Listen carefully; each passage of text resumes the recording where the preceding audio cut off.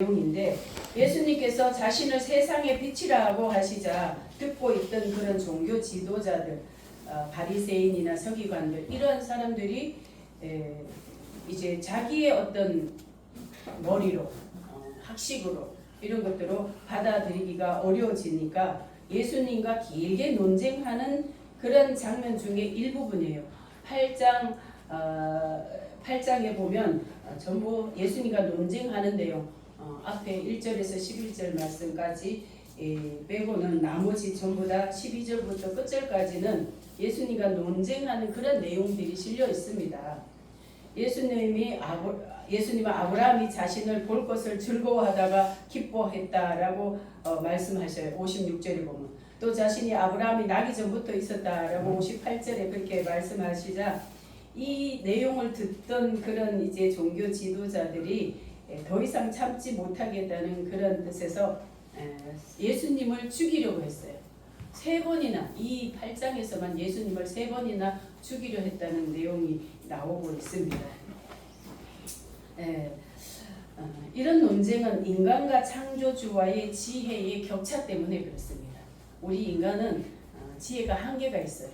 하나님의 지혜는 무한하시지만 우리 인간의 지혜는 한계가 있기 때문에 하나님의 그 뜻 말씀하시는 것을 온전히 다 이해하지 못합니다. 우리 인간은 어떻습니까? 보이는 것, 경험한 것, 배운 것을 토대로 이해되는 것만 받아들이지만 그 이상은 받아들이지 않으려고 하는 경향이 있습니다. 여러분, 천국 복음은 영적인 부분이기 때문에 우리가 경험한 것 내에서만 받아들이면 다 이해할 수 있을까요? 이해할 수가 없는 겁니다. 하늘의 비밀이기 때문에 우리의 지식이나 경험 같은 것으로는 다 이해할 수가 없습니다. 성령의 감동이 없이는 절대로 깨달을 수가 없는 것이 바로 천국 복음인 것입니다. 그래서 이들과의 대화는 안 되는 거예요. 대화가 이루어질 수가 없는 겁니다. 동문서다, 또 우이독경이라는 그런 말이 있잖아요. 소기의 경읽기나 마찬가지인 거예요. 알아듣지 못하는 것입니다. 제자들도 예수님이 천국 복음 전하실 때에 다 알아들었을까요? 못 알아들었어요. 못 알아듣는 내용이 더 많았습니다. 그럴 때 예수님께서 그들을 아시고 집에 들어가서 조용히 있을 때나 또 한적한 곳에 있을 때에 예수님에게 못 알아듣는 내용들을 풀어서 말씀해 주셨고 또 제자들이 자기들이 스스로 물어봤어요. 예수님에게. 그랬을 때 예수님이 거기에 대해서 이제 답변을 해 주셨습니다. 그런데 바리새인들과 서기관들은 누굽니까? 종교적인 지도자들입니다. 적어도 성경으로 평생 살아온 그런 사람들이에요. 그러니까 그들의 자존심이나 교만 때문에 겸손하게 그 뜻을 예수님께 물어보는 것이 아니라 대번에 죽이려고 하는 그런 마음만 가지고 있었던 것입니다.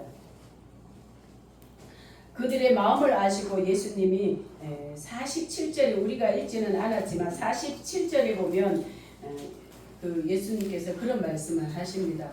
하나님께 속한 자는 하나님의 말씀을 듣나니 너희가 듣지 아니함은 하나님께 속하지 아니하였으리라. 그렇게 말씀하고 있습니다. 하나님께 속한 자는 하나님의 말씀을 듣게 되고 깨닫지 못하면 또 묻기도 하고 이렇게 해서 자꾸 들으려고 하는 그런 마음이 있는 거예요. 여러분은 하나님의 말씀을 듣기 위해서 여기 오신 줄 믿습니다. 하나님께 그래서 속하신 분들이에요. 할렐루야. 네. 성경을 가장 잘 알고 있다고 생각하는 그들이 진정한 하나님의 뜻을 깨닫지 못하게 된 것은 바로 하나님께 속하지 않았기 때문이라고 예수님이 말씀하신 거예요. 그 중에 한 가지도 못 알아들으니까 그렇게 말씀을 하신 겁니다. 일반 어떤 평민이 아니라 종교 지도자들이잖아요. 평생 성경을 가지고 살았던 사람이 예수님 하시는 말씀을 좀 더 깊이 생각하고 뭔가 이렇게 연결시켜보고 이렇게 하지 않고 무조건 예수님에게 반박하고 또 마음속으로는 예수님을 죽이려고 하는 그런 모습을 봤을 때에 예수님은 뭐예요? 하나님께 속하지 않았기 때문에 그런 것이다. 이렇게 말씀하고 있는 겁니다. 저와 여러분이 하나님의 말씀을 듣고 깨달아서 지금까지 이렇게 믿음이 생기게 된 것은 전적인 하나님의 은혜요, 하늘에 속하였기 때문임을 믿으시기 바랍니다. 네, 복음을 우리가 전하다 보면 이제 특히 연세가 많은 분들도 그렇고 또 나이가 젊은 사람들도 마찬가지입니다.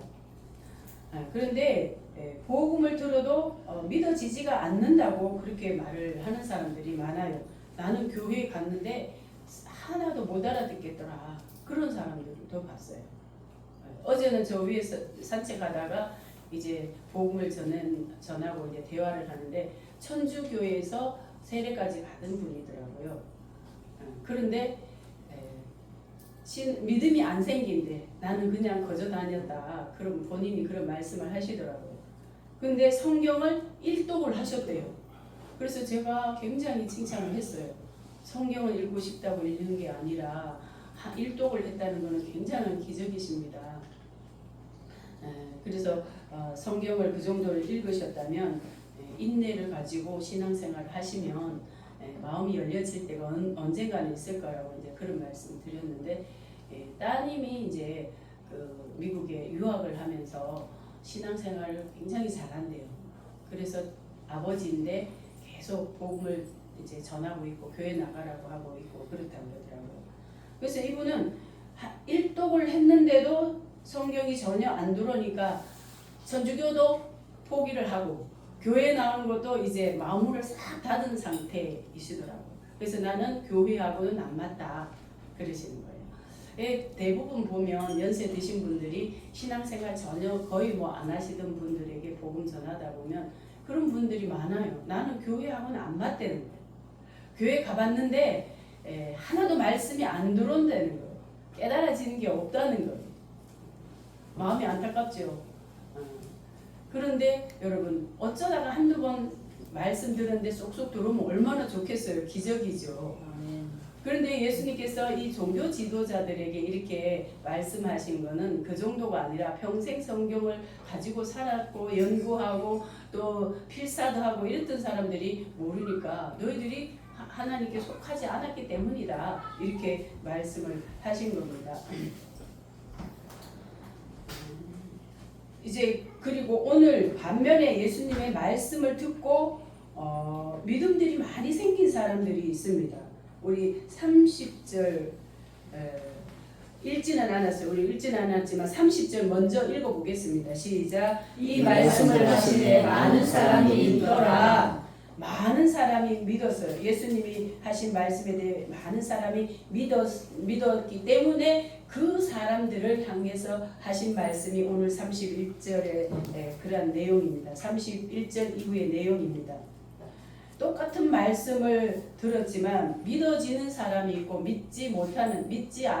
안 믿어지는 사람이 있는 거예요. 그래서 그들을 향해 믿는 사람들을 향해서 예수님이 하신 말씀이 뭐냐면 너희가 내 말에 거하면 참내 제자가 되고 진리를 알지니 진리가 너희를 자유케 하리라. 이렇게 중요한 말씀을 하신 겁니다. 여기서 내 말에 거한다는 뜻이 뭘까요? 그게 바로 머물다, 거하다. 하나님의 말씀, 주님이 주신 말씀에 머물다, 거하다. 그러한 뜻입니다. 이런 말씀은 단순하게 말씀을 들어서 지식적으로 아는 그런 정도가 아닌 겁니다. 그 말씀을 듣고 순종해서 삶 가운데 말씀을 뿌리를 내리는 것까지를 말하는 거예요. 그러면 진리는 그럼 뭘까요? 여기서 진리를 알지니 진리가 너희를 자유케 하리라 그랬습니다. 여기서 진리를 보면 히브리어는 에메트라고 하고요. 헬라어는 알레테이아라고 그렇게 하는데 굳건함, 신실함, 변치 않음, 참된 뭐 이런 것을 의미하는 거예요. 예수님께서 이 진리에 대해서 어떻게 말씀하셨는가를 보면요. 요한복음 14장 6절에 보니까 예수께서 내가 곧 길이요 진리요 생명이니 라고 그렇게 선언을 하고 계십니다. 예수님 변하십니까? 안 변하시죠. 예수님은 신실하신 분입니다. 또 아멘. 참되신 분입니다. 아멘. 그러니까 예수님이 자기 자신을 보고 내가 곧 길이요 진리라고 그렇게 말씀하신 거예요. 또 17장 17절에 보니까 아버지의 말씀은 진리이다. 예수님이 하신 말씀이에요.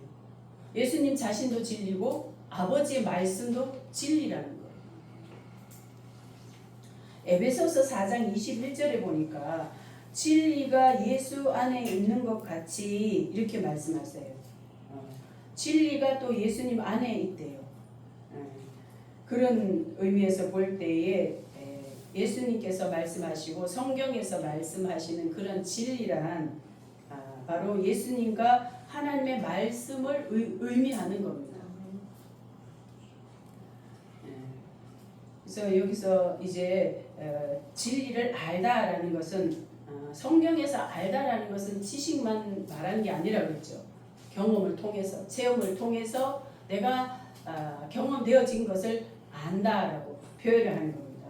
우리 사람들은 안다고 했을 때 뭐예요? 들어서 알건, 공부해서 알건, 내가 체험해서 알건 다 똑같이 그렇게 안다라고 표현을 합니다.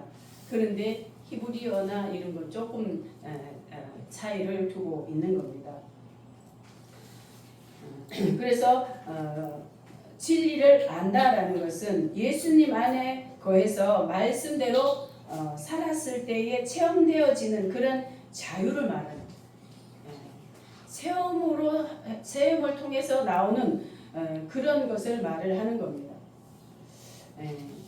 어떻게 보면 신앙생활 안 하던 사람들에게 복음을 전하고 교회 나오라고 그러면 굉장히 부담감을 가지는 것 중에 하나가 얽매인다, 속박된다라는 그런 거. 내가 지금 가고 싶은 데 다 가고 살고 싶은 대로 다 사는데 교회 가면은 주일날 예배 참석해야 되고 또 거기 말씀대로 따라야 되고 또 때로는 이 생명보다 더 아까운 이 물질도 드려야 되고 이런 부담이 있는 거예요. 그러니까 교회에 쉽게 결정을 못하는 거예요. 그러나 여러분 예수님과 그 말씀 안에 뿌리를 내리게 되면 그 세상에서 누리지 못한 참된 그런 자유를 얻게 되는 것입니다. 아멘. 마치 법규가 생길 때에 운전하는 사람들은 운전 제대로 할 수 없을 것 같다. 뭐 이거 하지 마라 저거 하지 마라 다 법에 걸리니까 그렇지만 오히려 교통법규가 있기 때문에 우리가 안전한 겁니다. 교통법규가 없다고 생각해 보세요. 아수라장이 될 겁니다. 차 가지고 나가는. 그러나 적당하게 법이 있기 때문에 질서가 있게 되고 오히려 안전하게 되는 것처럼 마찬가지입니다. 예수님 안에 말씀의 뿌리를 내리고 살면은 오히려 그 안에서 하나님이 주시는 자유가 있는 거예요. 아멘. 그게 참 자유인 겁니다. 아멘. 세상에서 주는 그 자유는요, 자유를 잘못 사용을 하면 방종이 되고 사망의 길로 가는 거예요. 진리 안에서 우리가 자유를 얻으면 그거는 참된 자유고 생명을 얻게 되는 그런 자유인 겁니다. 할렐루야. 아멘. 이런 자유를 완전히 우리 신앙인들은 맛봐야 되는 거예요. 아멘. 그 찬송이 이제 생각이 나는데 주 안에 있는 나에게 땅 근심이 있으랴 십자가 밑에 나가 내 짐을 풀었네.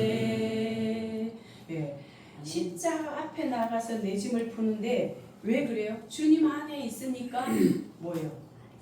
너무 좋은 거예요. 자유가 있고 평안이 있고 기쁨이 있고 생명이 있고 그런 거예요. 주님 안에 그래서 온전히 거하면 자유해지는 것입니다. 아멘. 그러므로 우리가 진리를 우리는 바로 알아야 돼요. 바로 알아야만 자유를 누릴 수가 있는 겁니다. 그럼 진리를 바로 알면 무엇으로부터 자유해지는 걸까요? 가장 먼저 죄에서부터 자유해집니다.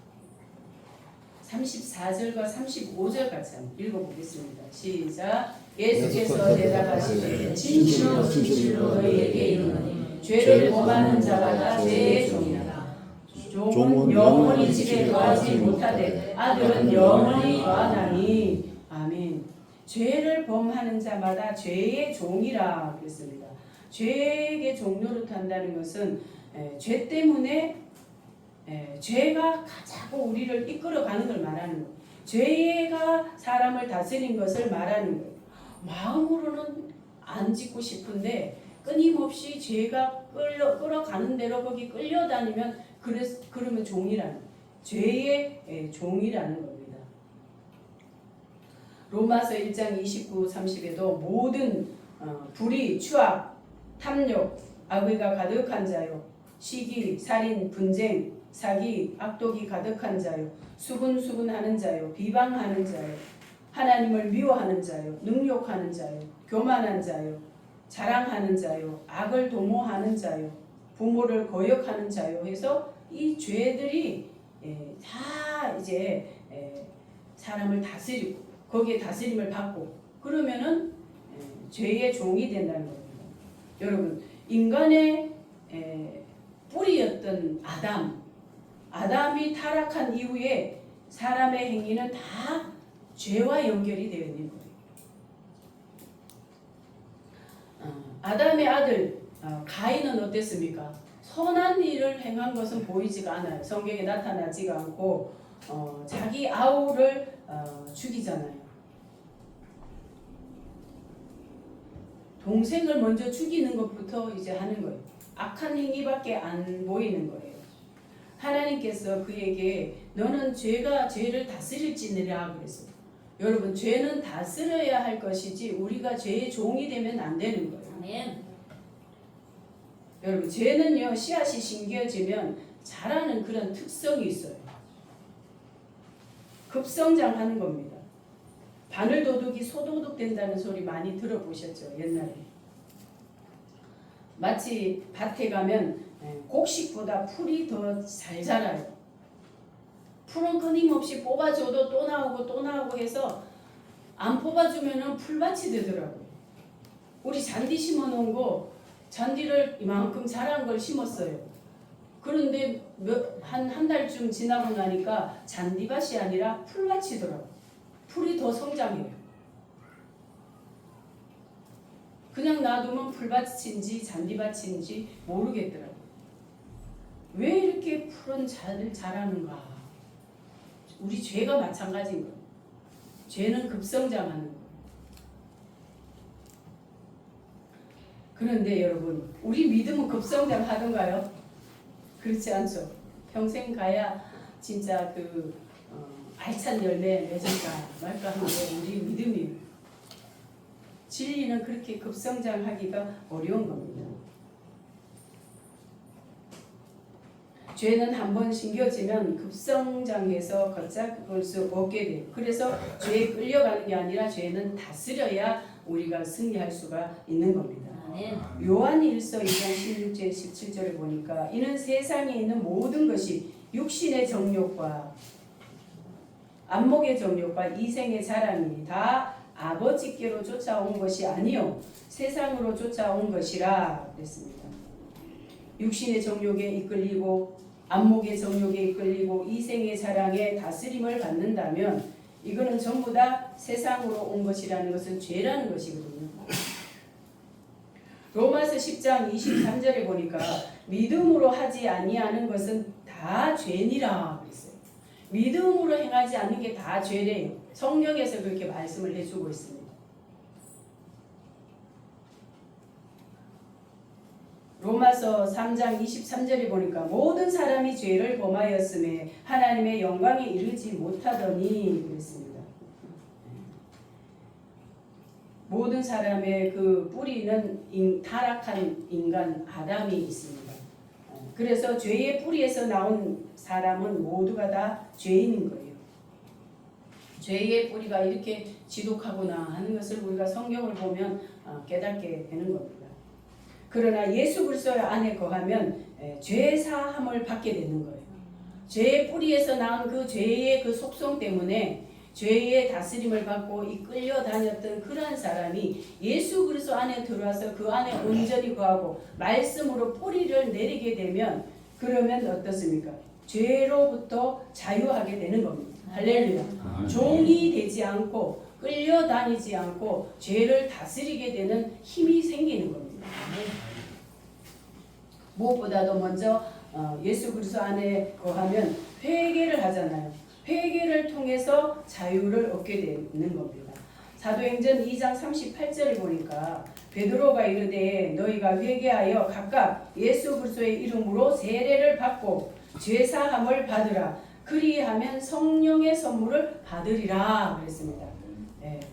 세례를 받고 회개를 하면 그것으로 끝난 것이 아니라 성령까지 받는데요. 할렐루야. 네. 여러분 성령을 충만하게 받으시기 바랍니다. 네. 성령 충만하면 죄의 종이 되지 않고 하나님의 종이 되는 거예요. 네. 성령의 종이 되는 거예요.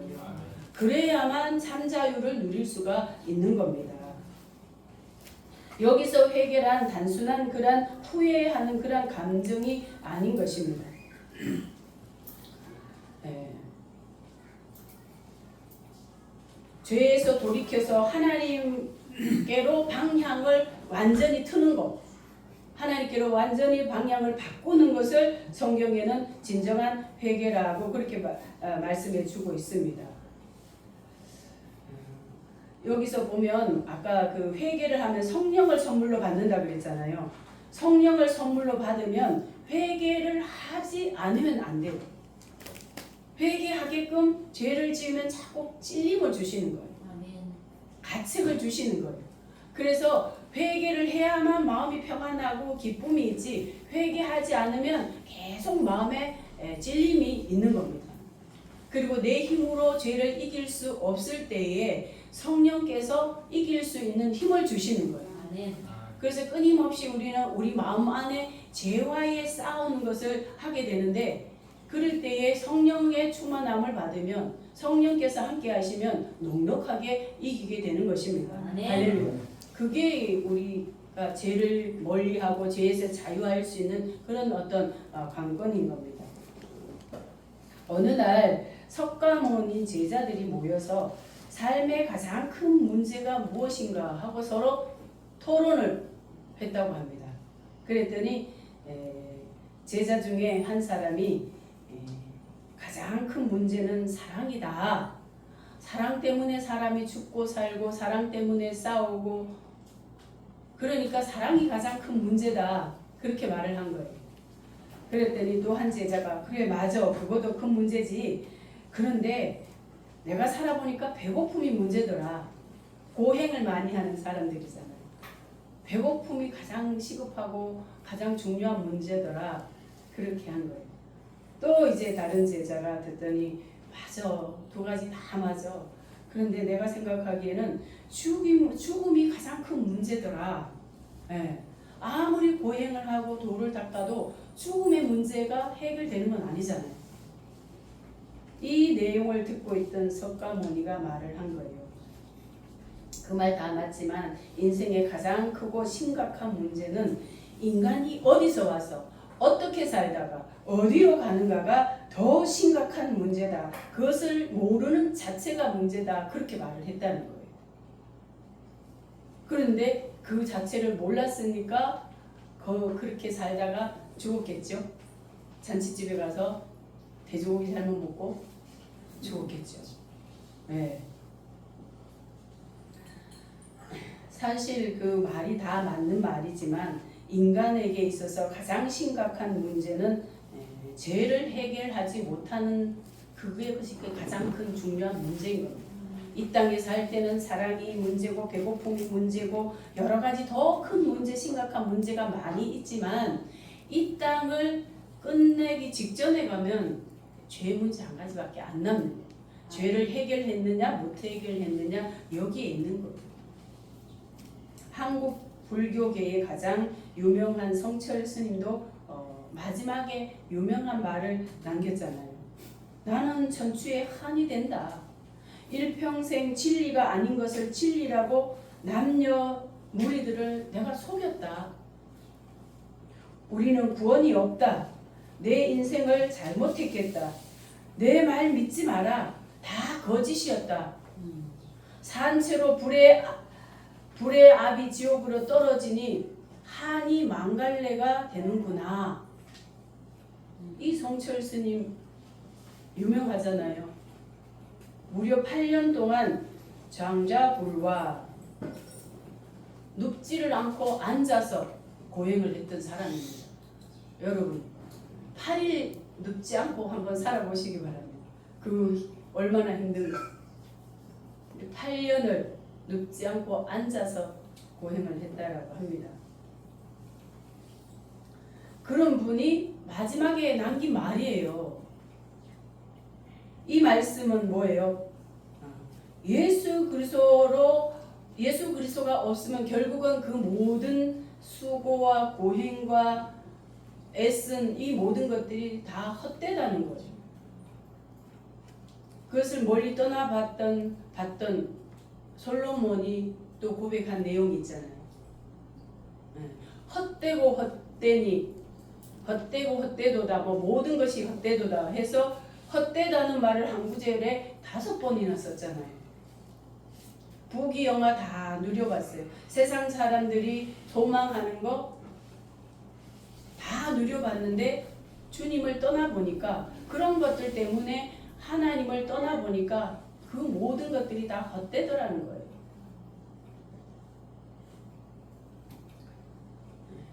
그래서 진리를 바로 아는 것, 이것이 우리의 삶의 가장 중요한 문제임을 믿으시기 바랍니다. 또 심판과 죽음에 대한 두려움에서 해방되는데요. 요한복음 5장 24절 보니까 내 말을 듣고 또 나 보내신 이를 믿는 자는 영생을 얻었고 심판에 이르지 아니하나니 사망에서 생명으로 옮겼느니라 그랬습니다. 예수님 말씀을 듣고 예수님 보내신 분이 하나님이죠. 그분을 믿으면 생명을 얻었다 그랬습니다. 이미 생명을 얻은 거예요. 그래서 심판과 죽음의 두려움에서 벗어나게 되는 겁니다. 이것은 바로 영생 복락에 대한 소망이 이제 그때부터 생기는 거예요. 온전히 믿으면 영원한 소망이 우리 안에서 생기게 되는 거예요. 성경에서 사망이라는 그런 말은 단순하게 육체의 죽음을 말하는 게 아닙니다. 죄로 인해서 하나님과 단절된 상태를 바로 죽음이라고 표현을 하는 거예요. 그 영적 죽음까지를 말하는 거죠. 영원히 구원을 받지 못하면 영원한 죽음으로 그렇게 표현을 해주고 있는 거예요. 반면에 예수 그리스도의 안에 있는 사람, 회개해서 죄사함을 받은 그러한 사람은 육신은 죽을 때에 죽었지만 그 영혼은 살게 되니까 예수님께서 뭐라고 표현했어요? 잔다. 죽은 것이 아니라 잔다. 그렇게 말씀하시잖아요. 잔다라고 표현하는 것은 언젠가는 깨어난다는 거잖아요. 아멘. 잠자는 사람 영원히 자는 것은 죽었다라고 표현하고 언젠가는 일어나는 것을 잔다라고 표현하는 겁니다. 마태복음 9장 24절에 보니까 회당장의 딸, 이 딸 예수님께서 그 딸에게 찾아가셨을 때에 사람들이 죽었다고 막 울었잖아요. 그때 예수님은 소녀가 죽은 것이 아니라 잔다 그랬어요. 그랬더니 헌화하던 사람들이 막 비웃잖아요.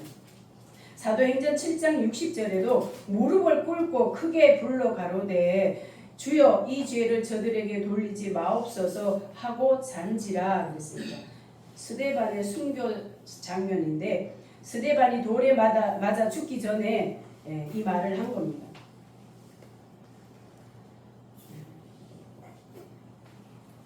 진리 안에 거해서 구원을 받고 죄사함을 받고 구원을 받은 사람은 죽음이 아니라 잔다라고 표현을 하는 겁니다. 이 말씀은 뭐예요?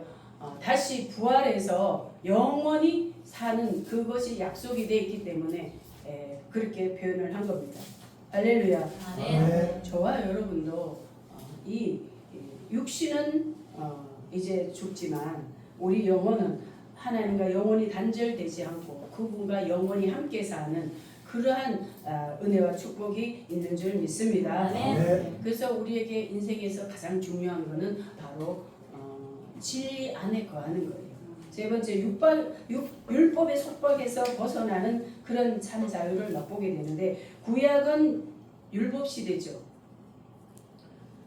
신약은 예수 그리스도 안에서 누리는 은혜 시대입니다. 율법은 뭐예요? 율법은 끊임없이 지켜야 되는 것, 바로 사는 것과 그렇지 않은 것을 가르쳐 주는 말씀이에요. 율법은 총 613가지가 되는 겁니다. 유대교 랍비들은 이 613가지가 들어있는 모세오경, 창출, 레민신 이 5권에서 이제 그 계명, 율법을 뽑아냈어요. 그랬더니 248개가 긍정적인 계명이었습니다. 하라는 그런 어떤 계명이었고, 그 다음에 365개는 부정적인 계명이었어요. 하지 마라, 이런 내용이었습니다. 그래서 248개는 그 랍비들의 해석에 의하면 248개는 우리의 몸의 뼈가 248마디라고 하네요.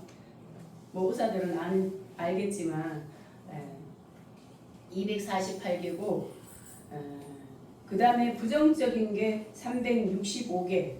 딱 떠오르죠? 1년 365일. 그래서 이제 그들이 그 의미 부여를 하는 겁니다. 365일 동안 하나님의 말씀을 기억하면서 그대로 이제 말씀에 순종해서 살 때에 우리 뼈대가 건강해진다, 이렇게 해석도 한다는 거예요. 우리 골수가 윤택해진다, 그렇게 말씀하시잖아요. 그 내용들을 보면 하나님을 사랑하라, 부모를 공경하라, 안식을 지켜라, 이것이 긍정적인 하라는 겁니다. 그 다음에 부정적인 계명 365개는 살인하지 말라, 간음하지 말라, 우상을 만들지 말라, 뭐 이런 것들이에요. 이러한 것들을 우리가 우리의 인간의 힘 365개를 우리의 인간의 힘으로 우리가 지키려고 하다 보면 매일매일 지키는 것보다 지키지 못하는 부분이 오히려 더 많을 수도 있어요. 그러나 예수님 말씀 안에 뿌리를 내리면 그때부터는 지켜지게 되는 겁니다. 또 잘못 살아온 거는 어떻게 돼요? 성령께서 깨달음 주셔서 회개할 수 있도록 회개의 영을 또 부어주시는 것입니다. 그래서 주님 안에 회개를 하면 그러면 죄사함을 받게 되기 때문에 자유를 누릴 수가 있는 겁니다. 사랑하는 여러분, 여러분은 진리를 아십니까? 아멘. 몇 분 안 계시네요. 네. 무엇보다도 우리 세상의 지식, 학식 모르는 거 많아도 괜찮아요. 아멘. 그런데 가장 중요한 거, 진리는 반드시 확실하게 아시기를 축복합니다. 아멘. 그래야만 이 땅에서 자유를 누릴 뿐만 아니라 영원토록 하나님과 함께 참된 자유를 누리게 되시는 겁니다. 아멘. 저와 여러분이 이 진리에 바로 서는 주인공들이 다 되시기를 축복합니다. 아멘. 우리 같이 통성으로 기도하도록 하겠습니다.